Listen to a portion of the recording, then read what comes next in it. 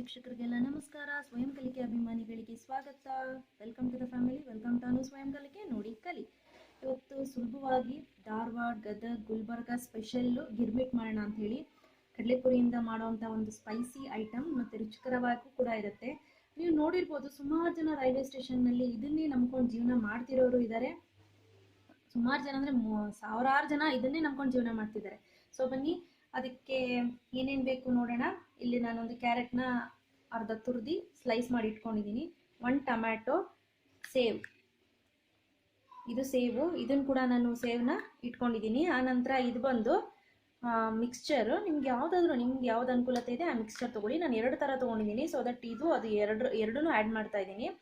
So ಆನಂತರ ಇಲ್ಲಿ ಈರುಳ್ಳಿನ ನಾನು ಅರ್ಧದಷ್ಟು ಕಟ್ ಮಾಡಿ ಇಟ್ಕೊಂಡಿದ್ದೀನಿ. ಆನಂತರ ಕಡಲೆ ಬೀಜನ ನಾನು ಇಲ್ಲಿ ಸಿಪ್ಪೆ ತೆಗೆದಿಟ್ಕೊಂಡಿದ್ದೀನಿ. ನೀವು ನೋಡ್ಬೋದು, ಈ ರೈಲ್ವೆ ಸ್ಟೇಷನ್ ಸೈಡಲ್ಲೆಲ್ಲ ಇರ್ತಾರೆ, ಕಡಲೆ ಬೀಜನ ಹಾಕ್ಬಿಟ್ಟು ಹಿಂಗೆ 2 ಕೈಯಲ್ಲಿ ಹಿಂಗೆ ಉಜ್ಬಿಟ್ಟು ಉಫ್ ಅಂತ ಅಂದ್ಬಿಡ್ತಾರೆ. ಸೊ ಸಿಪ್ಪೆ ಎಲ್ಲ ಆಗಲಿ ಅಂಥೇಳಿ. ಸೊ ಇದು ಕಡಲೆ ಬೀಜ. ಆನಂತರ ಇದು ಹುರ್ಗಡ್ಲೆ ಪುಡಿ. ಇದನ್ನು ಒಂದು 2.5 ಟೇಬಲ್ ಸ್ಪೂನಷ್ಟು ತೊಗೊಂಡ್ರೆ ಸಾಕು. 2 ಟೇಬಲ್ ಸ್ಪೂನಷ್ಟು ಎಣ್ಣೆ. ಆನಂತರ ಕೊತ್ತಂಬರಿ ಸೊಪ್ಪು ಸ್ವಲ್ಪ, 2 ಹಸಿರು ಮೆಣಸಿನ್ಕಾಯಿನ ಹಚ್ಚಿಟ್ಕೊಂಡಿದ್ದೀನಿ. ನಾನು ನಮ್ಮನೆ ಅಳತೆ ಕರೆಕ್ಟಾಗಿ ಹಸಿರು ಮೆಣಸಿನ್ಕಾಯಿ ಹಚ್ಚಿಟ್ಕೊಂಡಿದ್ದೀನಿ. ಬೆಲ್ಲ ಒಂದು ಇಷ್ಟು ದಪ್ಪದು, ಅಂದರೆ ಅರ್ಧ ನಿಂಬೆಹಣ್ಣು ಗಾತ್ರದ್ದು ಬೆಲ್ಲ ತೊಗೊಂಡಿದ್ದೀನಿ. ಆನಂತರ ಅರಿಶಿಣದ ಪುಡಿ ಒಂದು ಅರ್ಧ ಟೇಬಲ್ ಸ್ಪೂನ್, ಜೀರಿಗೆ ಒಂದು ಅರ್ಧ ಟೇಬಲ್ ಸ್ಪೂನ್, 1 ಕಡ್ಡಿ ಕರಿಬೇವು, ಉಪ್ಪು ರುಚಿಗೆ, ಸಾಸಿವೆ ನಿಮ್ಮ ನೋಡಿಕೊಂಡು ಒಗ್ಗರಣೆಗೆ ಸಾಸಿವೆ ಹಾಕ್ಕೊಳ್ಳಿ. ಈರುಳ್ಳಿನೂ ಅಷ್ಟೇ, ಈರುಳ್ಳಿ ಒಂದು ಅರ್ಧ, ನಾನು ದಪ್ಪ ಗಾತ್ರದ 1 ಈರುಳ್ಳಿನ 2ರಲ್ಲೂ ಡಿವೈಡ್ ಮಾಡ್ಕೊಂಡಿದ್ದೀನಿ. ಇದು ಹುಣಸೆ ಹಣ್ಣಿನ ರಸ. ಸೊ ಬನ್ನಿ ಮಾಡೋ ವಿಧಾನ ನೋಡೋಣ. ಓಕೆ ಫ್ರೆಂಡ್ಸ್, ನೀವು ಇದು ಕಡಲೆಪುರಿ ನೋಡ್ತಾ ಇರ್ಬೋದು, ಇದರಲ್ಲಿ ತುಂಬಾ ಗಲೀಜಿರುತ್ತೆ. ಇದನ್ನು ಕ್ಲೀನ್ ಮಾಡ್ಕೊಳ್ಳೋದೊಂದು ಟೆಕ್ನಿಕ್ ಇದೆ ನೋಡಿ. ಈ ರೀತಿ ಹಿಡಿದು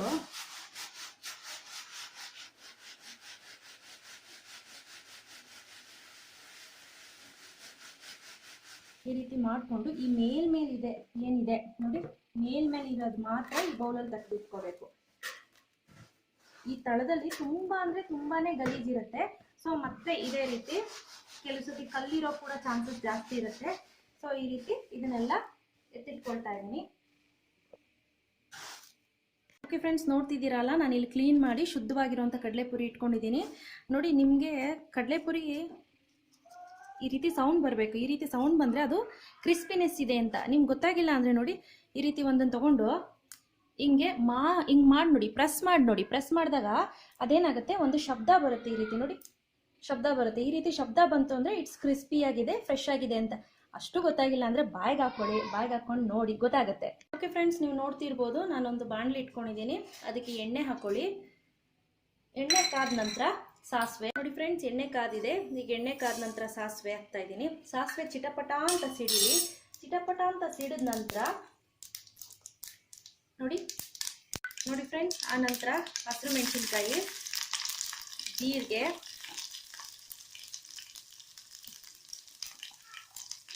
ಕರಿಬೇವು, ಇದೆಲ್ಲನೂ ಹಾಕಿ ಒಂದು ಒಳ್ಳೆ ಮಿಕ್ಸ್ ಕೊಡಿ. ಆನಂತರ ನೋಡಿ, ಈ ಹಸಿರು ಮೆಣಸಿನ್ಕಾಯಿ ಏನಿದೆ ಇದು ಸಿಡಿಬೇಕು. ಸೊ ನಾನು ಖಾರ 2 ಮೆಣಸಿನ್ಕಾಯಿ ತೊಗೊಂಡಿದ್ದೀನಿ. ನೀವು ನಿಮ್ಮ ಖಾರಕ್ಕೆ ಅನುಗುಣವಾಗಿ ನೀವು ತೊಗೊಳ್ಳಿ. ಆನಂತರ ಈರುಳ್ಳಿ ಆ್ಯಡ್ ಮಾಡ್ತಾ ಇದ್ದೀನಿ.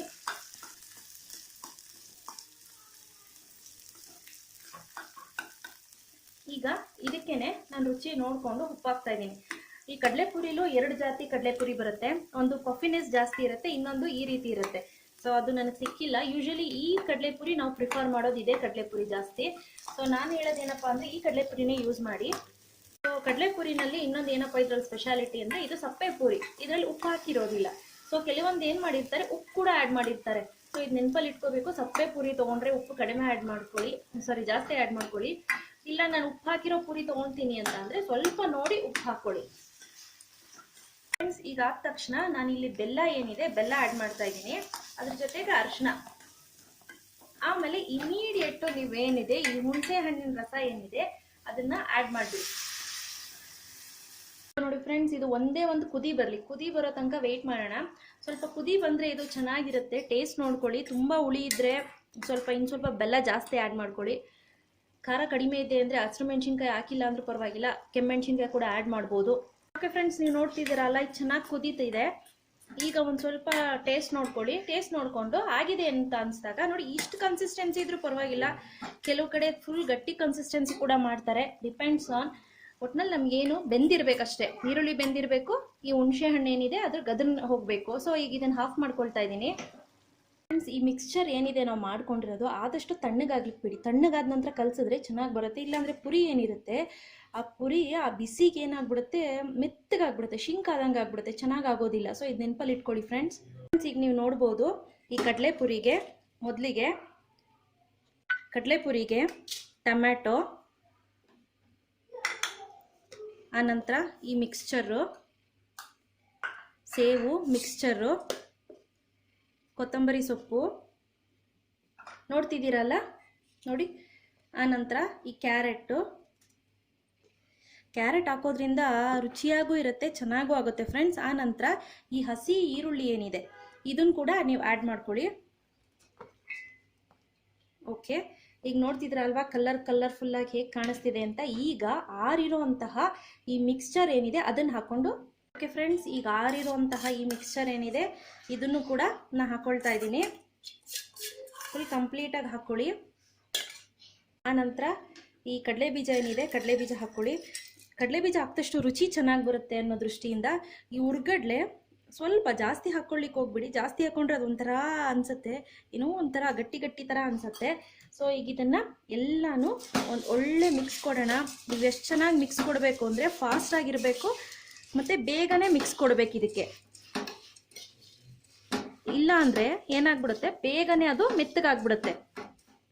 ಓಕೆ ಫ್ರೆಂಡ್ಸ್, ನೀವು ನೋಡ್ತಾ ಇರ್ತೀರಲ್ವಾ, ಈಗ ಇದಾಗಿದೆ. ಈಗ ಇದನ್ನು ನಾನು ಸರ್ವ್ ಮಾಡ್ತಾ ಇದ್ದೀನಿ.